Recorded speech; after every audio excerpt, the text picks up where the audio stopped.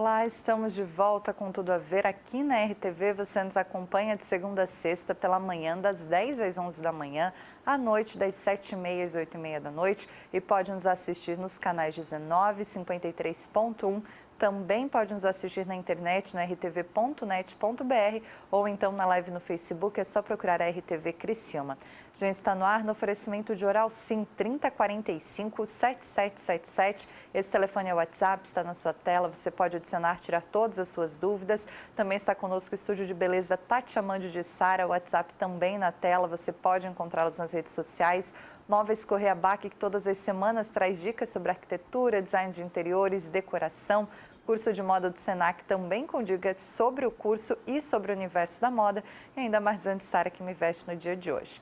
Mas a gente vai falar agora sobre estética, sobre cirurgias plásticas. Para isso eu recebo aqui o Dr. Dreyfus Fabrini, ele que é da Clínica Múltipla. Doutor, bem-vindo, bom dia. Bom dia, Carol. Obrigado pelo convite. É um prazer estar aqui com vocês. Quando a gente fala de cirurgia plástica, a gente tem um mercado sempre em expansão, doutor? Está sempre crescendo isso ou a gente já teve mais procura, a gente já teve cenários diferentes? Na verdade, está em expansão, né? A beleza tem sido cada vez mais procurada, mais valorizada, principalmente em associação com o aumento da divulgação por mídia social. Então, acaba que os pacientes criam modelos em suas, e aumenta a procura na cirurgia plástica por isso. E você já trabalha com cirurgia plástica há um tempo, né? Há um tempo, há mais de 10 anos. E dentro desses 10 anos, né, mudou um pouco, como você falou, mas você fazia algum tipo mais específico de cirurgia? Por exemplo, no começo era só silicone, hoje tem inúmeras coisas, ou ainda tem algumas cirurgias que são carro-chefe, assim, doutor? Na verdade, nós temos nossos carro-chefes, né, que são cirurgias principalmente de contorno corporal e de mama, né, que estatisticamente no Brasil e no mundo ainda são as mais procuradas, seguidas pelas cirurgias de nariz, a rinoplastia. Né? Uma cirurgia que tem aumentado bastante no nosso universo é a cirurgia de transplante capilar. Né? Os homens têm se tornado cada vez mais vaidosos também e com o aumento da divulgação, eles têm procurado cada vez mais. Até porque se a mulher ficou bonita, por que não o homem ficar também, né? É verdade. E hoje as mulheres cobram isso também dos homens, Com né? certeza. Tem um público assim que mais procura ainda é só mulher ou esse público já está bem misturado assim dentro do seu dia a dia, né, doutor?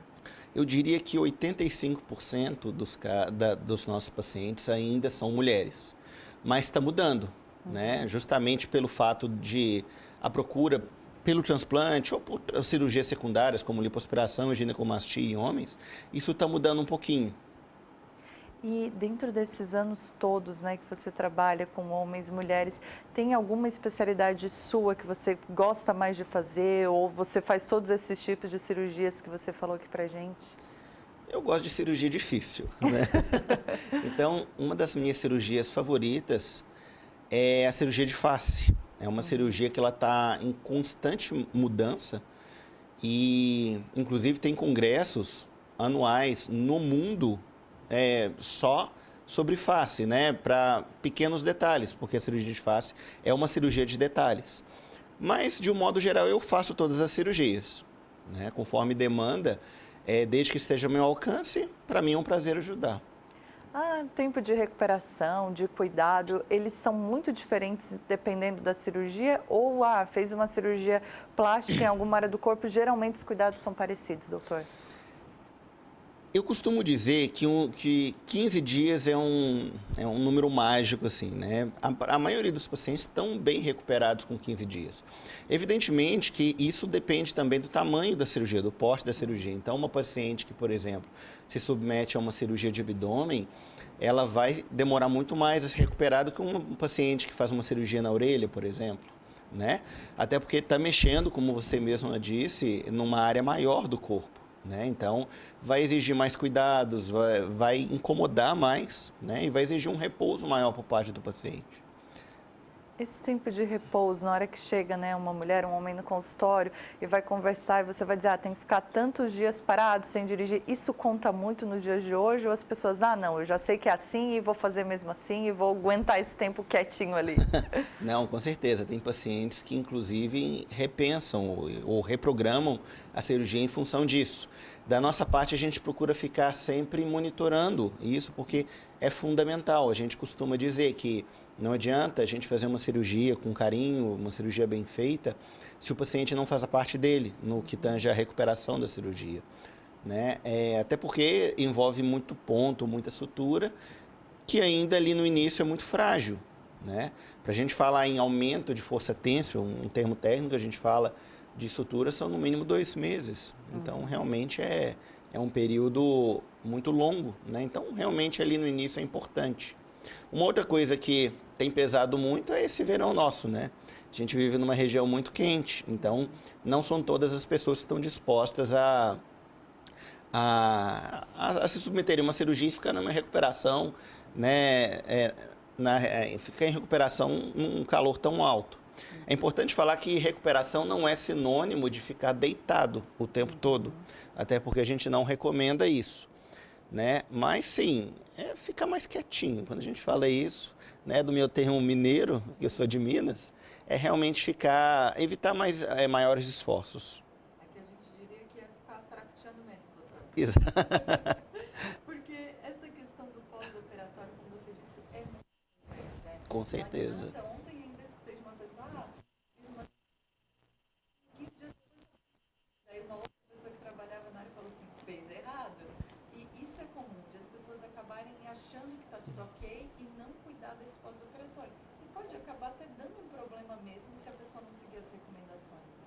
Com certeza, né? A gente esbarra muito na questão do uso da malha no pós-operatório, né? Porque uma paciente que faz uma lipoaspiração ou mesmo uma cirurgia de mama, a gente exige que ela utilize uma malha por um determinado período. E dependendo, né? Às vezes a paciente quer colocar um vestidinho para já testar o corpo novo e frequentemente enviam mensagens, olha, eu posso tirar a malha durante esse período. Na verdade, o primeiro mês realmente não é recomendado, né? Mas ainda assim, alguns pacientes são pegos no flagra, sabe? Então, a gente tem que puxar a orelha, tem que realmente, olha, segura um pouquinho as pontas que vai valer a pena lá na frente. Doutor, nesses 10 anos, a gente sabe que a tecnologia vai evoluindo muito dentro da medicina também. A forma de fazer uma cirurgia hoje é diferente de fazer há 10 anos atrás? O pós-operatório ele ficou mais rápido do que era 10 anos atrás? Ou nessa área da cirurgia plástica ainda as coisas são como eram quando você começou, por exemplo? Na verdade, é uma área, como toda medicina, em constante evolução, né? Então, a forma como é feita, ela é semelhante, porém mais refinada, porque todo dia tem alguma coisa nova na cirurgia. Então, vamos levar como um exemplo a cirurgia de abdômen, uma forma de dar um ponto diferente no umbigo, por exemplo. Então, as cirurgias vão ficando mais refinadas à medida que o tempo passa. E a gente não pode esquecer das áreas que dão apoio à cirurgia plástica, né? Principalmente a fisioterapia e a massoterapia, que desenvolve novos métodos que facilitam a recuperação do paciente. Uma coisa que está muito em alta é o taping, né?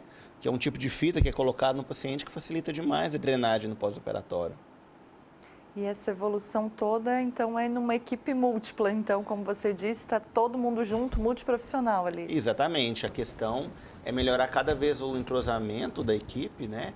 E explorar e atualizar cada uma dessas equipes para poder proporcionar o que há de melhor para os nossos clientes, né? Evoluindo sempre, né?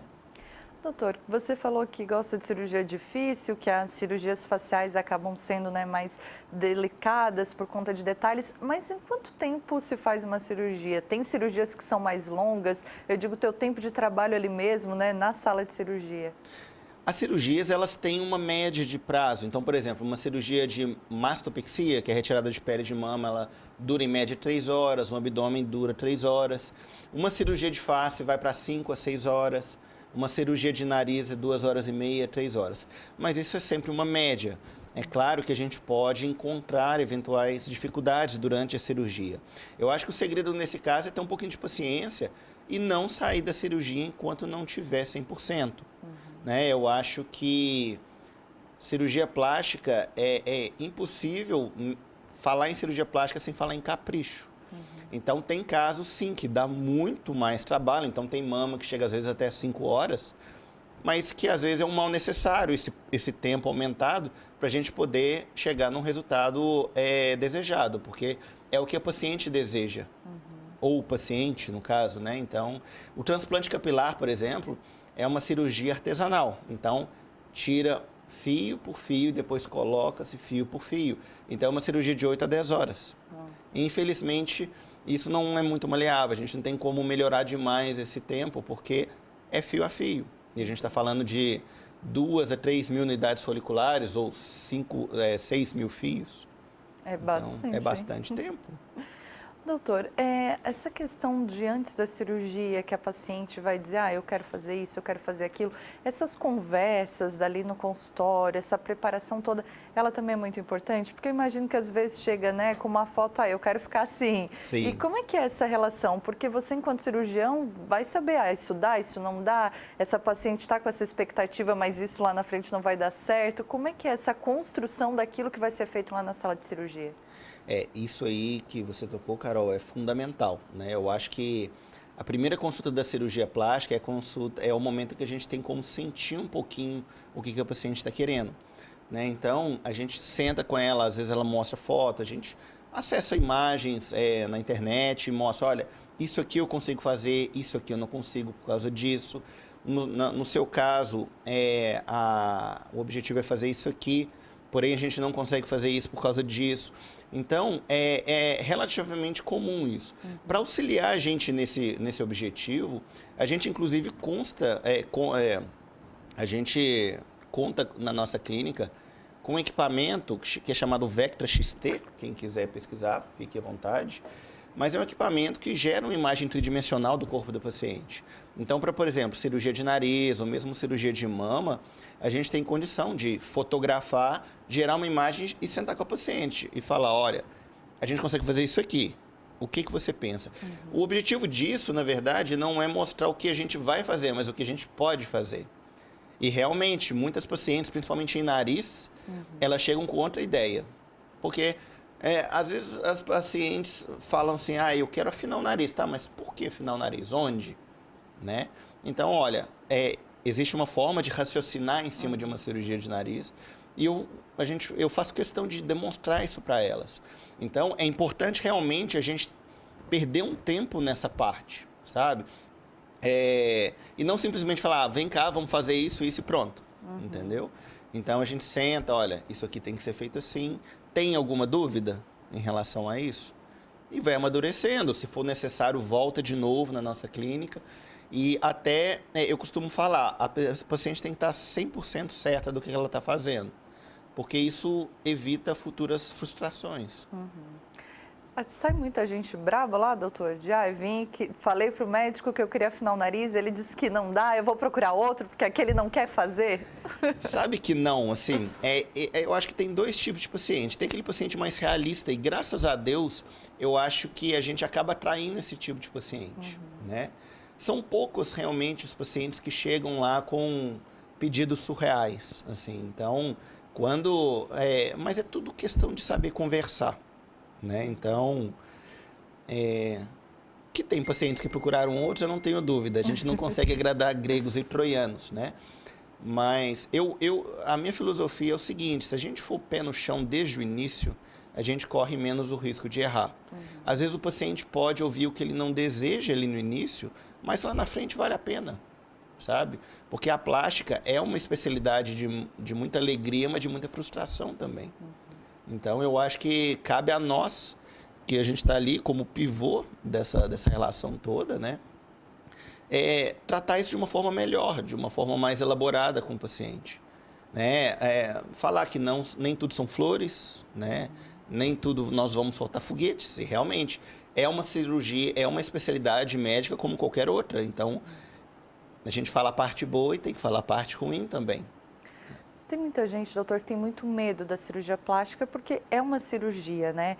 E como é que você... Hoje é muito natural fazer cirurgia plástica para você, mas é incomum que aconteça algum problema de fato, alguma coisa de gravidade durante os procedimentos?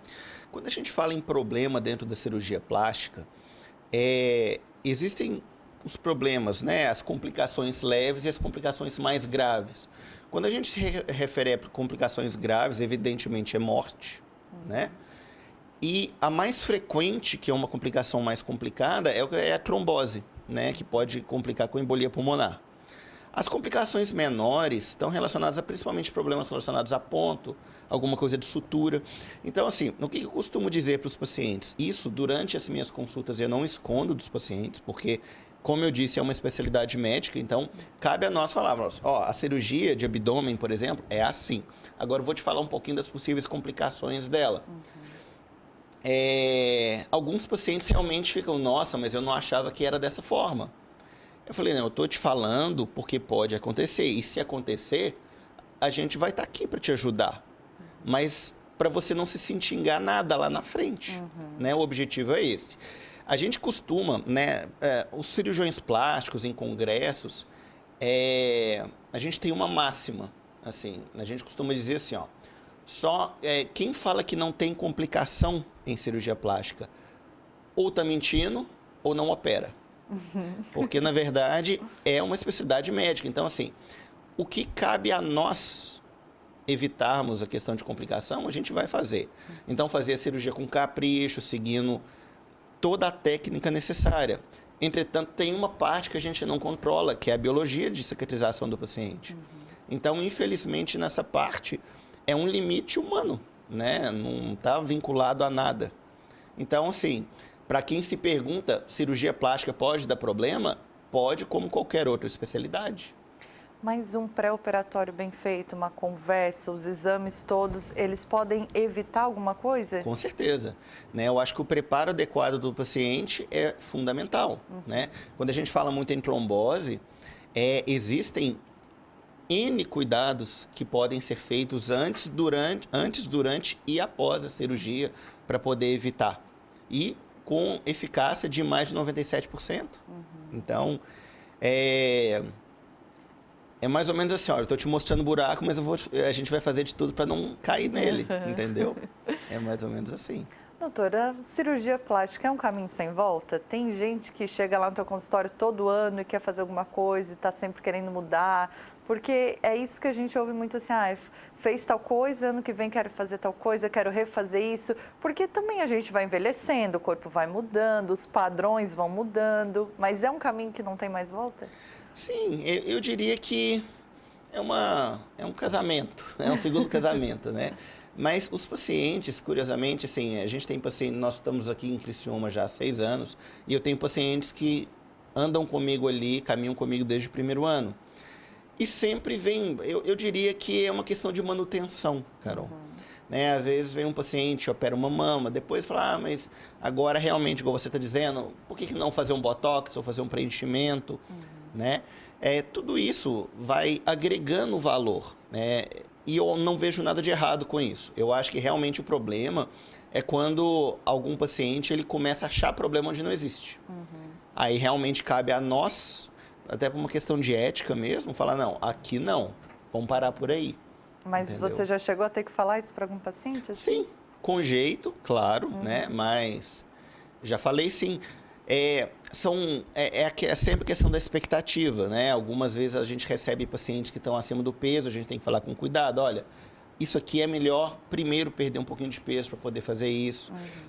Uma coisa que é muito comum é a associação de uma grande quantidade de cirurgia. Olha, eu quero fazer uma lipo nas costas, quero fazer abdômen, quero fazer mama. Isso já foi demonstrado que isso aumenta demais o risco da cirurgia quando a gente fala em relação à trombose. Então, Carol, por exemplo, o que você pode fazer para minimizar o risco de trombose? Uma delas é essa, não associar muita cirurgia.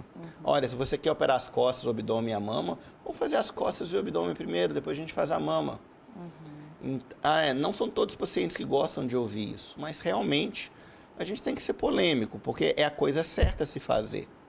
E é muito de responsabilidade ética médica também, né, doutor? Com certeza. Eu acho que tem a questão financeira, que muitas pessoas se sentem seduzidas por isso, mas isso tem que ser pesado. Olha, eu acho que não dá, né? E realmente, graças a Deus, como eu te disse, a maioria dos pacientes, eles nos ouvem, então, e depois até nos agradecem, porque a recuperação tende a ser mais pesada também. O grande exemplo é uma paciente que quer fazer mama e abdômen, são 2 cirurgias de recuperação pesada. Aí uma paciente que nos ouve e faz só o abdômen, por exemplo, ela, graças a Deus você me convenceu. Entendeu? Porque a gente só imagina o resultado, né? O pós-operatório as pessoas não somam muito, né, doutor? Exatamente, eu quero sofrer de uma vez só, mas não é bem por aí, não é só isso que tem que ser ponderado, entendeu? Doutor, um prazer te receber. Eu acho que é importante a gente falar sobre esse assunto que sempre gera muitas dúvidas, né? Já estendo o convite para que você volte outras vezes para que a gente possa conversar a respeito e sucesso no trabalho aqui na cidade. Bom, Carol, eu te agradeço muito. Se alguém tiver alguma dúvida, eu estou à disposição. E, se você me permitir, Claro. só para nos conhecer um pouco mais, acesse o nosso site www.clinicamultipla.com.br. Obrigado. Muito obrigada. A gente conversou com o Dr. Dreyfus Fabrini, falando sobre cirurgias plásticas as mais comuns, que cuidados que a gente precisa ter e uma conversa, né, sincera a respeito do assunto. A gente vai encerrando o nosso Tudo a Ver. Obrigada a você pela audiência e pela companhia. Um abraço e até mais.